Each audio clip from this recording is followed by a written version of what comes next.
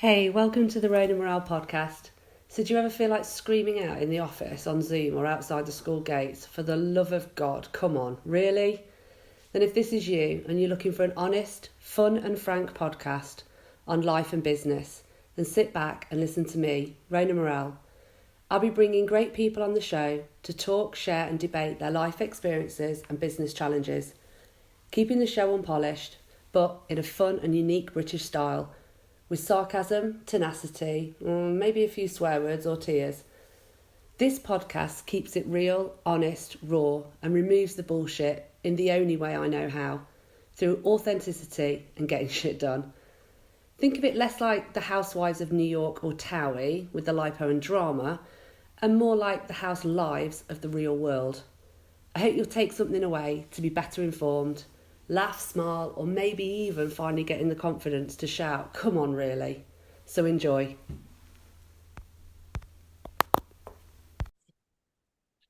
Hi, Paul. Welcome to the Rain and Morale podcast. How are you? I'm very, very well, thank you, and really happy to be here.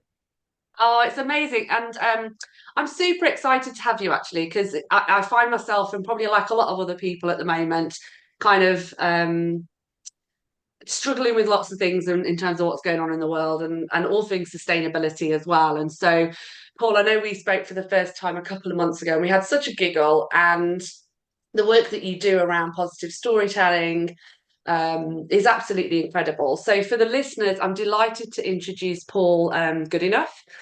And he is absolutely more than good enough. And you'll see from his insane background that, yeah, I mean, try and focus on Paul if you're watching this on YouTube. But yeah, if you see my eyes darting around, it's because I'm looking behind him. But essentially, Paul is an award-winning, purpose-driven storyteller and an entrepreneur, and he's been working in the environmental, charity, and peace building and entertainment sectors for most of his career. For over 2 decades, he's founded and led top flight creative agencies. And I love this. So, when you were younger, you opened an agency, didn't you? And you sent in family members in case people wouldn't take you seriously because you were so young. I love that. Needless to say, it went on to be a huge success, and it became one of the most respected agencies in the UK. And you know, kind of created campaigns and websites and all sorts for the BBC, CNN, Vodafone, Sky, the BAFTAs, even the UK government, and many, many more. Let's not talk about them today. But in 2011, you founded the production company GBK, is that right? Yep, Hybrid? that's Yeah, right. with Star Wars producer, no less, Gary Kurtz, and Iron Giant and Disney animator Richard Baisley. Hmm. Um, and you were nominated for an Emmy. I feel completely worthless having you here today. This is like genius. And the list goes on in terms of your creative genius. However, fast forward to 2019, and you co-founded Rewriting, Earth, which Hmm. was you had called it Rewriting Extinction, hadn't you? That's You'll right. probably Yeah, mention why you switched the name, but anyway, it's now an independent charity, and you have raised over 1.54 million pounds. Huge clapping emoji going on there right now. That is absolutely insane. And that's been cross-bordered against the World Land Trust and projects all over the world. And we can talk about some of those in a moment. And also, you've got the most important comic book on earth, an anthology of all rewriting Extinction comics. Yay! Love it. And if anyone's listening, please go on to Paul's to Rewriting Earth's Instagram as well. It's absolutely brilliantly brutal but hilarious and all in those phases. So yeah, I absolutely love scrolling through those. So please, please, please do. Anyway, take a breath. Welcome. and relax. But thank you, So, really appreciate it. oh, you're welcome. And you know what? I think one of the things I really wanted to talk to you or find out from you today is tell me more about why you co-founded Rewriting Earth, why the need to bring this storytelling into the kind of climate space and biodiversity, and why did you change its name? Yeah, so the reason I created it was I spotted something that I was not getting a lot of environmental content coming into my sphere. Being an entertainer, it just wasn't getting in. Or if it was very, very worthy, very sciencey, very hard to get my hands around. And it just felt like work. You know, people would send me these documentaries, say, you've got to watch this documentary. You know, it's 90 minutes well spent. And I'd watch it and I'd be like, I knew all of that. Or it just felt like homework to me. And I Mm. thought there's got to be a better way. Because for me, our attention now is being pulled in 1,000 different directions. Yeah.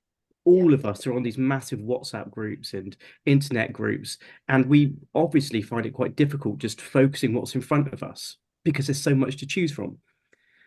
And I just thought to myself, well, what if I was, say, an Amazon driver and I was coming back from a hard day of work, probably peeing in a bottle? Would I watch this documentary? Yeah. Absolutely not. And so I thought somebody needs to be out here making entertaining content where you could be entertained and actually can do some good. Yeah. Honestly, between you, I just ripped off Richard Curtis's idea that he did for Comic Relief, which just Yeah. get a bunch of celebs in, get them to do some fun stuff, and then raise some money off the back of it, and also raise some awareness. Amazing. And thank you. Seriously, thank you, because it's a topic that is so complex and interconnected, and it all can feel very to everyday people, it can feel very hard to know what's the right thing to do, what should I do, especially at the moment. If I say this, am I going to get slapped by somebody for saying that? And there's that real challenge at the moment. And then obviously there's the other geopolitical things going on right now, in terms of Gaza, Ukraine, etc. And it's just, thank you for kind of taking a very challenging topic and trying to bring that sense of realism, easy to use content, if you like. Mm. Tell me a little bit about some of the celebrities that you've worked with. How have they embraced it? Like, why did they want to get involved? What was it that made them go? Because I mean, you've worked with so many. What was it that made them go, yeah, this is a no-brainer, I want to get involved? Yeah, and just to very quickly just jump back to something you said there, which I think is really, really important. For me, I think the environmental sector has made a massive cock up, which is they've tried to make it about carbon and climate, two Mhm. things that are entirely intangible.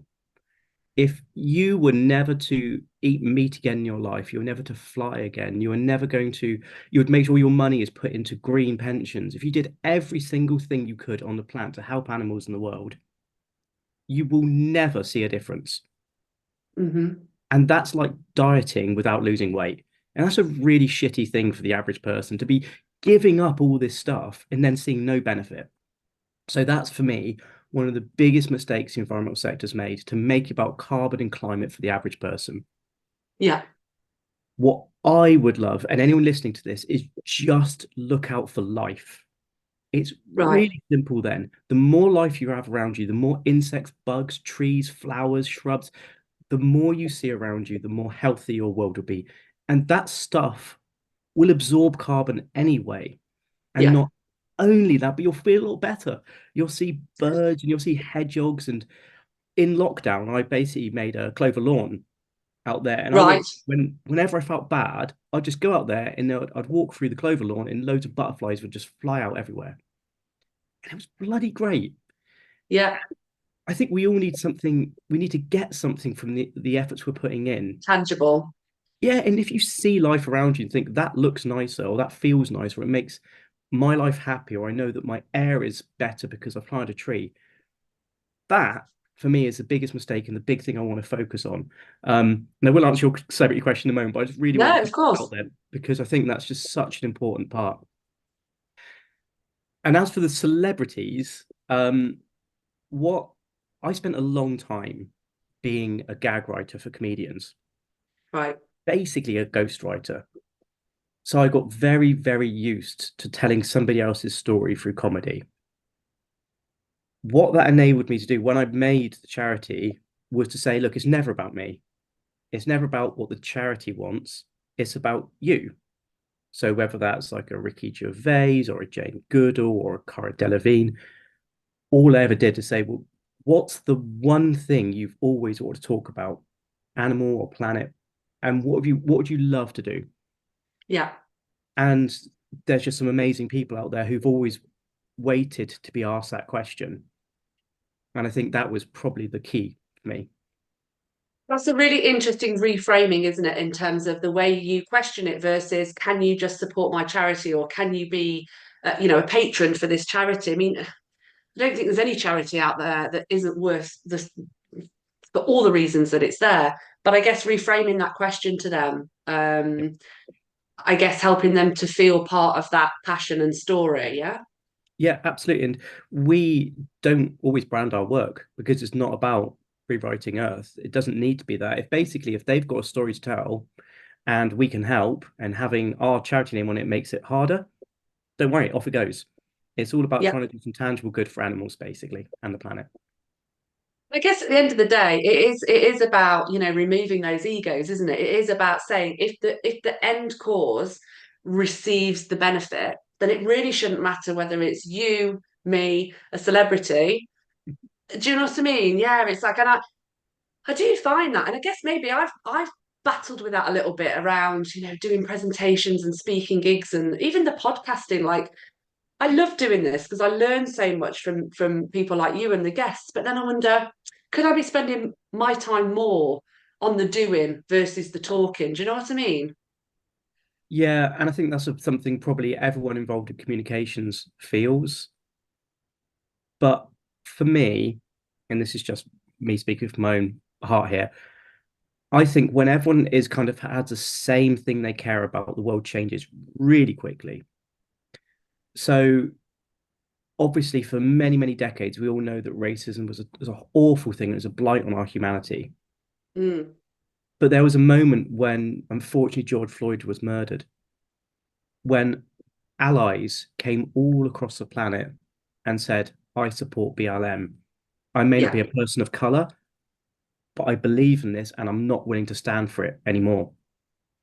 And I think we need that of the environmental movement. And for me, that's where the sort of work that you do, being a communicator and gathering people behind a message, is so, so important because stories change the world. And yeah, I often think that answers and stats and facts are very boring things. Like if I was to say to you, oh, Rona, I love you, that can be interesting, but it's far more interesting. Do I love you? Does that person love me? Those are all the power. Every film, every book we've ever read is yeah. all a question. Like, what would happen if? Does this person love that person? What would happen if these two armies were to meet in this place at this time? It's You that know, what if, isn't it? And flipping exactly. it. Yeah. And I think in those worlds, we can excite people and say to them, look, it's not about watching an hour and a half documentary about the kind of the science behind the planet. Just be curious. Just want to see good things around you, and we'll get there together. Yeah, and I think that's probably what more of your everyday person needs an injection of. It's those little moments and those little moments, it's not everyone doing it brilliantly or everything. And I guess I've kind of personally for me, I guess I've tripped up with that, moving pensions and doing everything you possibly can that's green. I hate to use that word, but more Mm, regenerative. Um, but then still feeling that whole empty stomach going, but what have I really changed? What have I really what dial have I shifted? So I think it's really nice to be able to start to tell people, and I would love to see that movement of mm. what's around me, what can I touch and feel that I couldn't before. Absolutely. And it will just make all of us happier. It'll help the air be cleaner for our kids and our friends and our families. It's just nice. Like, as I say, out there, at the moment, I'm looking after a little hedgehog that's just turned up in the garden called a Matilda. And so every night I go out and I just leave some food out for Matilda. And she'll Yeah, come along and it sounds really weird, but I sit there and out the window and I watch her run around and do little snuffling noises and pick up the food I've left. It's bloody great. It makes me happy. And I think again, that's what environmentalism is missing is things to make people happy. At the moment, it's things to make people sad. yeah. And that is such a mistake. Because if we actually looked after animals and we actually looked after our wildlife, everybody would be better off, Yeah. everybody would be happier, and also the world would change really quickly. And you know what? We're recording this the very end of April. Actually, it'll be the 1st of May tomorrow, and I love this time of year. I get up at 6 and I walk the dog down into the local marina and woods, and all the baby moorhens and ducks. I mean, literally, it's again. I know it sounds daft, but I get that feeling, that vibe, and it's about that connectivity with something that's real and Mm. wonderful. I mean. You also have brutal moments. So, for example, on Saturday, I'd got a friend over and we were looking out into the garden, and all of a sudden, I saw this big crow fly into the tree. And a couple of seconds later, a bit of a tussle, this egg drop. And I went, oh no. Kind of went running out, and there's this bloody baby pigeon about this big. Obviously, clearly, is not going to make it. So, there are those brutal moments in nature where you kind of go, oh, that wasn't very nice. But it's nature doing what nature does, right? Absolutely. And there's like some of the best stories I know are the ones I've had in my head about the animals I see outside. I make whole backstories for them. Don't you worry. And I think the main thing I actually caught from your story there was you get up at 6. I nearly shuddered down to the bottom of my soul. Oh, Haven't been doing that. I haven't been doing that for a long time. It's literally been probably 3 or 4 months because I could feel myself getting into a space where I just felt overwhelmed in the mm, environmental space, the sustainability space. And I think it was just, I needed to recalibrate. And I knew at this time of year it's lighter in the mornings and, spring and the babies, they're all like, nature's kind of doing its next cycle. So don't get me wrong, it's not something I've always done. yeah, I think again you've said it again there, the kind of the environmental and sustainability space. Those two words, I think they're just really heavy. They're just really heavy things. And if you think about someone who's like working in a hospital as a nurse or someone who's basically a porter or maybe they're a delivery driver or whatever, that sounds academic, sciencey, homeworky. But if you just say, look, do you like life? Almost everyone will say, yes, I love life. I love seeing life around me. And just that simple thing of just choose life, just try and promote life. That's all you need to do. You don't need to worry What's about that the kind of song? Which song? Oh, you mean as Choose in oh life. yes. You mean from In train spotting?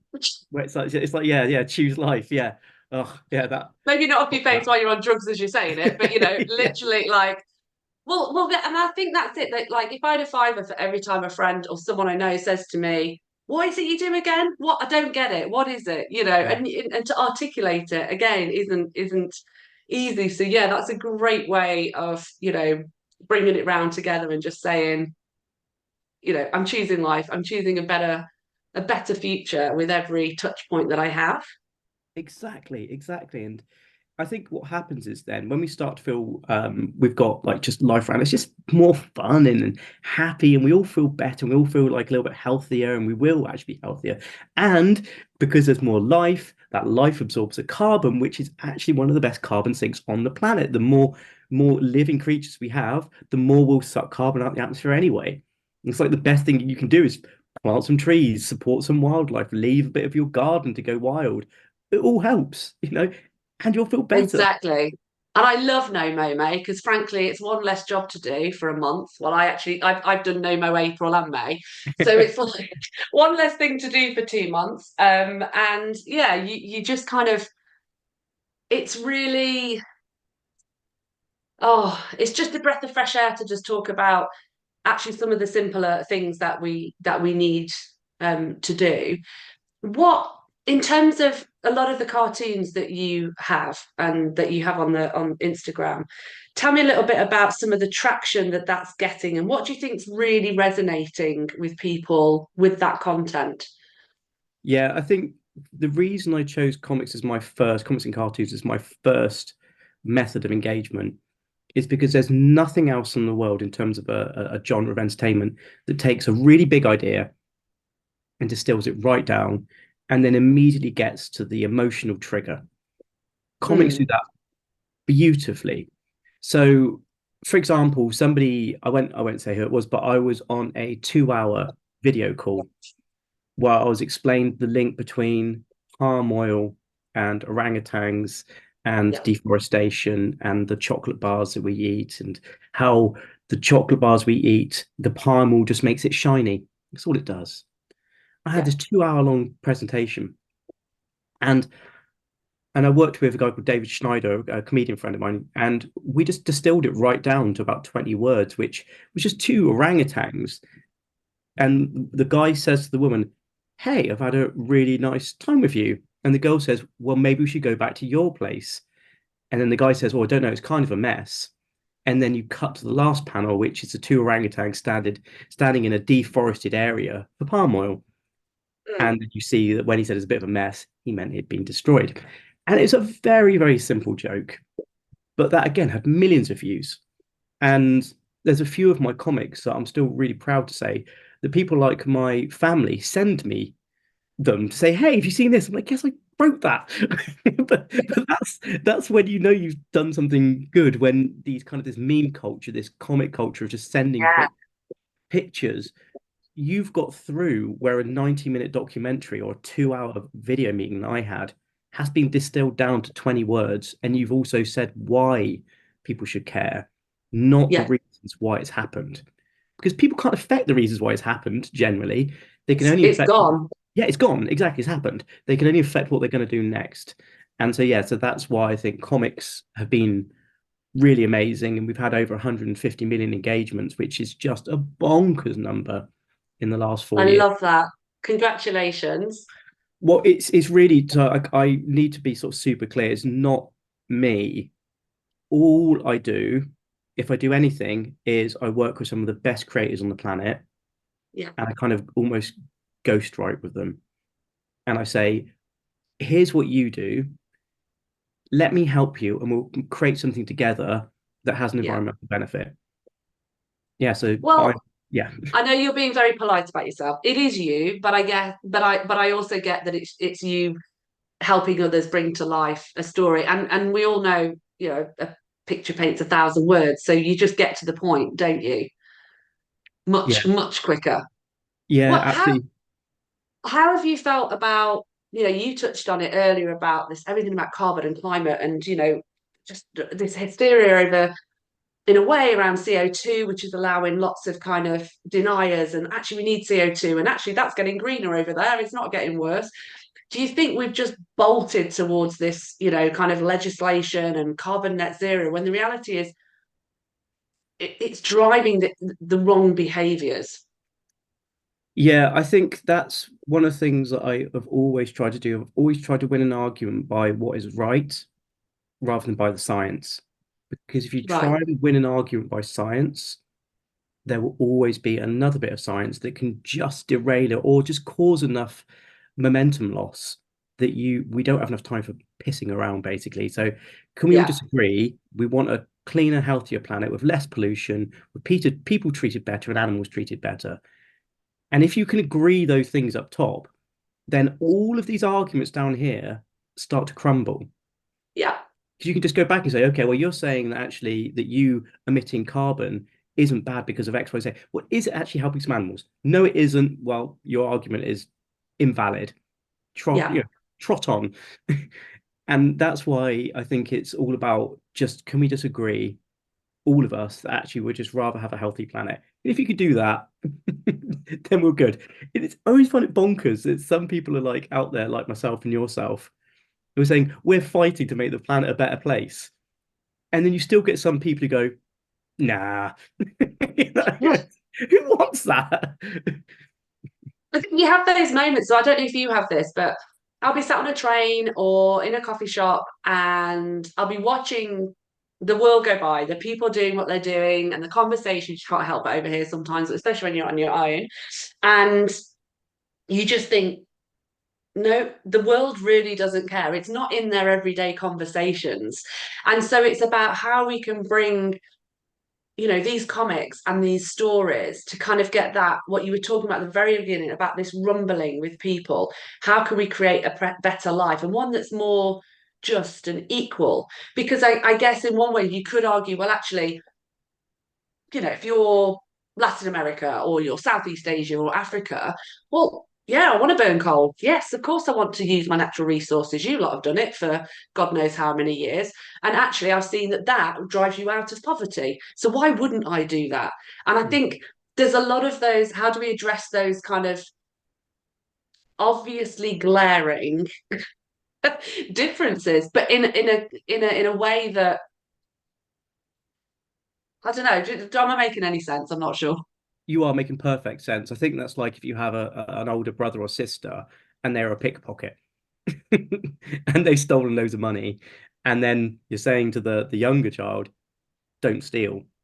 It's like, but you did, you stole and you made lots of money out of it. And that's why I think for the countries that have, basically pillaged the earth, it's up to them to basically fund some of the just transition Yeah. in the same way it would be if you had a brother or sister who had turned their hand to crime and made a lot of money, and the younger child couldn't basically was in poverty. You would Yeah. expect the older child to go like, right, okay, what I did was wrong. You're absolutely right, but here, let me lift you up rather than try and tread on you. Yeah. And I guess how do you deal with, and you'll hear this, I guess, as well as I do, but how do you respond in terms of, look, people aren't going to be like that, I think we're way past tree hugging, right? I don't mind hugging a tree. I don't really care what you call me. Mm, I think we're way past the, prove it or not. Like we said earlier, you can have a scientific stat. It's like market research. 99% of people prefer my product. Well, I could go and do some market research that would say the exact opposite. And actually, you're just absolutely. avoiding to tell me that I put it on for a 2-for-1 price promotion that month at the same time. So I get that, but it's kind of like how do you deal with, well, people aren't going to stop being in a capitalist world. People aren't going to stop pooling money and wanting to consume and buy and extract. How do you balance that off every day? Jane Goodall told me a really good story about this actually. So I don't know all of the details. So fact Well, checking will be. I'll play loose on this one because, as I say, it's not my story. But she was meeting a business owner, I think in Japan, mm, and this guy had made a lot of money from his factories, and he was starting to try to put sustainability into his basically his supply chain and his workforce and so on and so forth. And he was feeling pretty proud of himself. He wanted to meet Jane to say, "Hey, I've done a good job here." yeah. And when Jane was there, his daughter come home from school in floods of tears, and she was like crying and sort of like gasping to get the breaths out.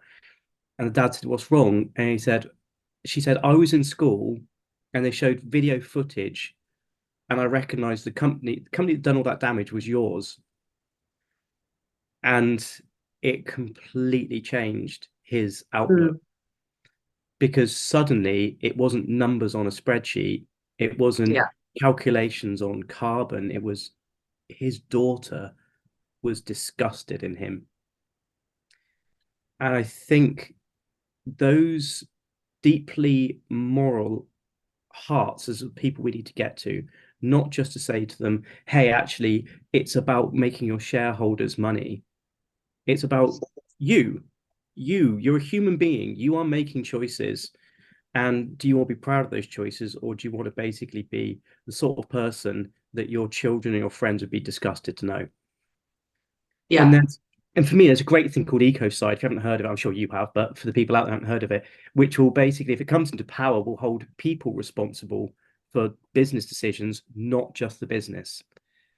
At the moment, for example, if I was head of a global petroleum company, I can pretty much do what I want, and I'll get a Yeah. 0.5 to 1% fine if I drop billions of gallons of oil somewhere. A tiny fine. The profits will easily come. Action. Yeah. And I know that if I sent that ship out knowing that it might burst its sides and lose all this oil, there's no comeback to me. I'm still going to go on my Alps holiday and buy myself a yacht. But if Yeah. ecocide comes in, my name goes in the press. I go to court. I can actually go to jail for knowingly harming the planet. And what a great thing that would be. Yeah, that's a really interesting dynamic, isn't it? Because you've got Ecoside, you've got the Good Law Project, you've got Client Earth. There's quite a few players now, but I just wonder if, like you say, with the millions, they've got a stronger lawyer to be able to go, well, actually, this is a private company, and you can't go after individuals, and it's that's a whole nother podcast, I guess, with someone in the world of legal. But yeah, I Sorry, think yeah. I think it's a beautiful story, I guess, that beautifully sad story that I guess that Jane shared with you.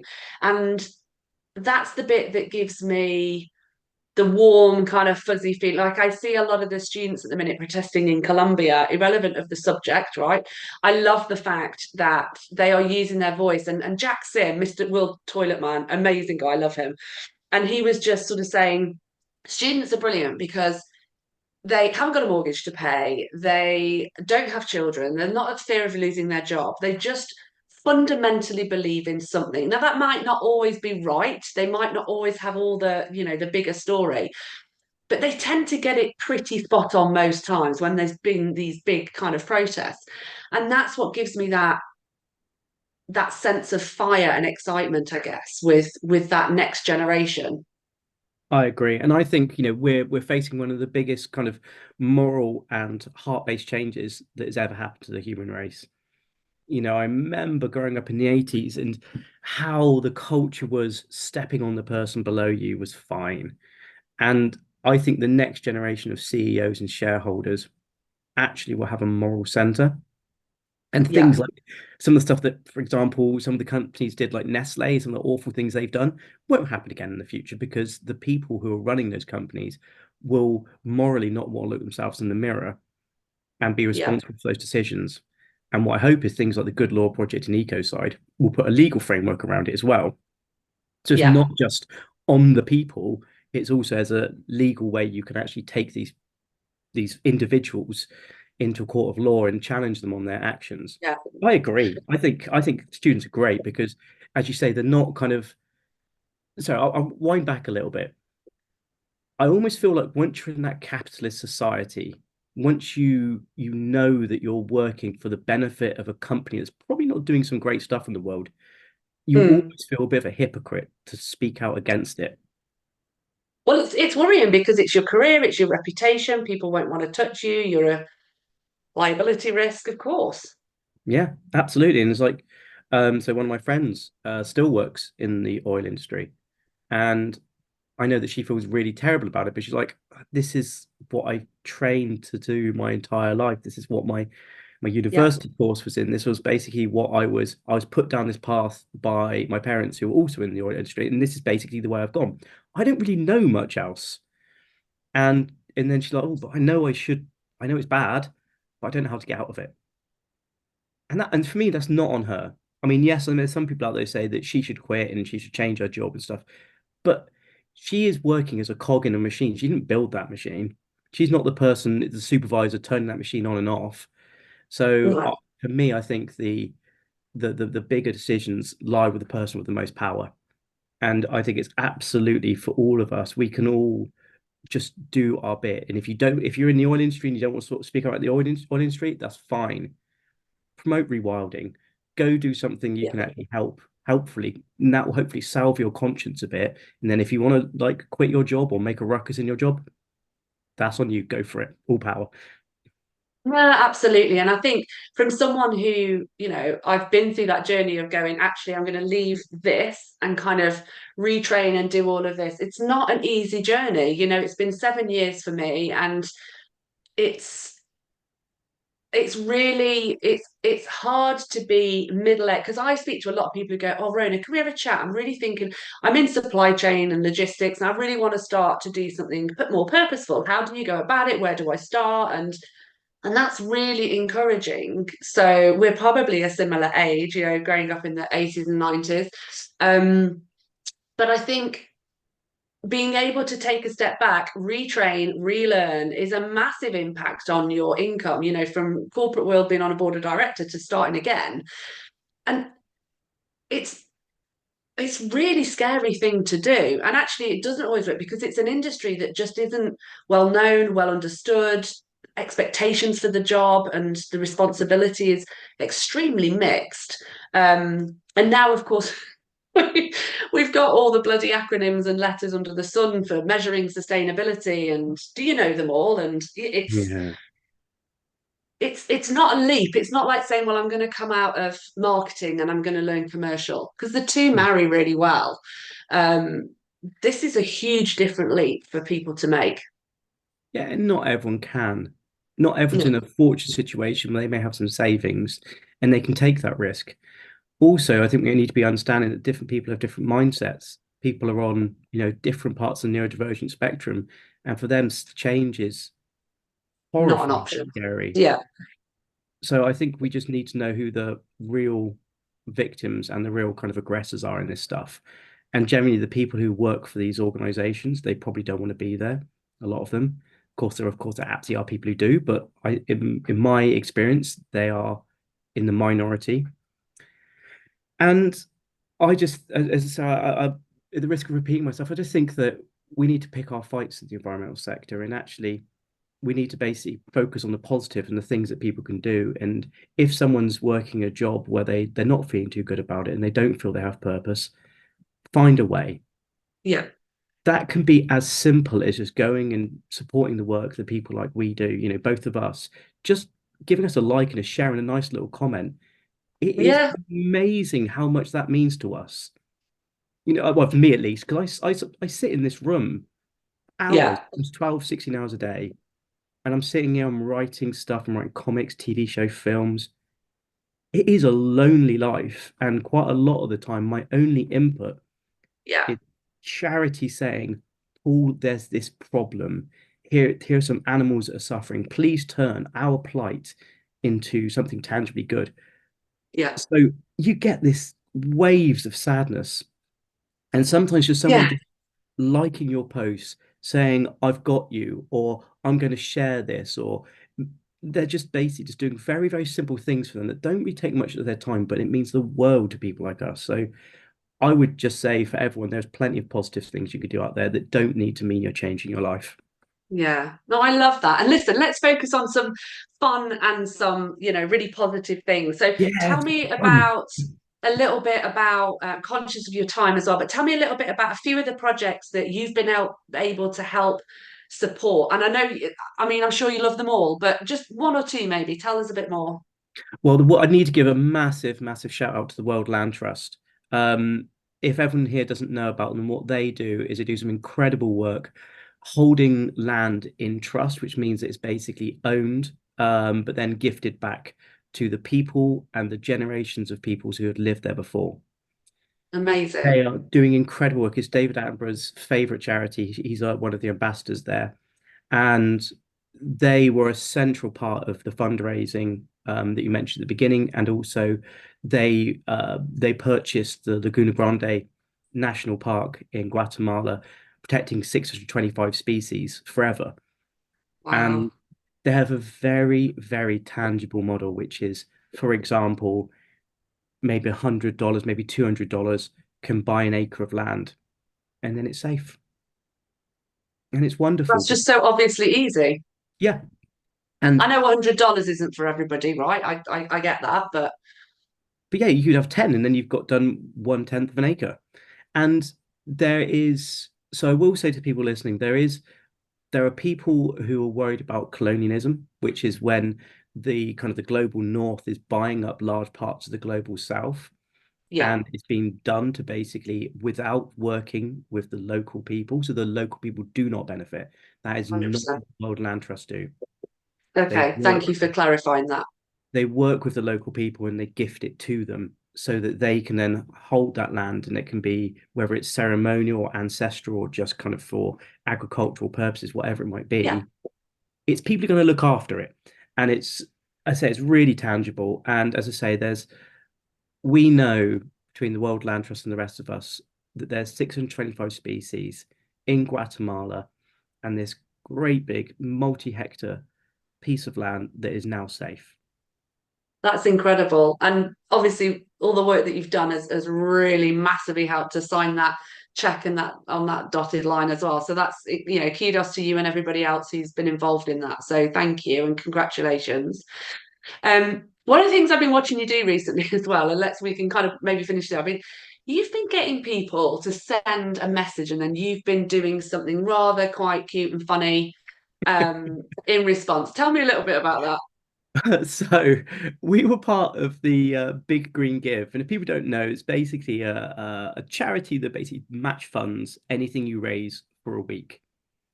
Right. And we do not. We're a tiny, tiny charity. As myself and like six, seven other people. It's we're tiny, so we don't have a supporter base. We don't have like mailing lists or newsletters or these big campaigns that can bring in lots of money.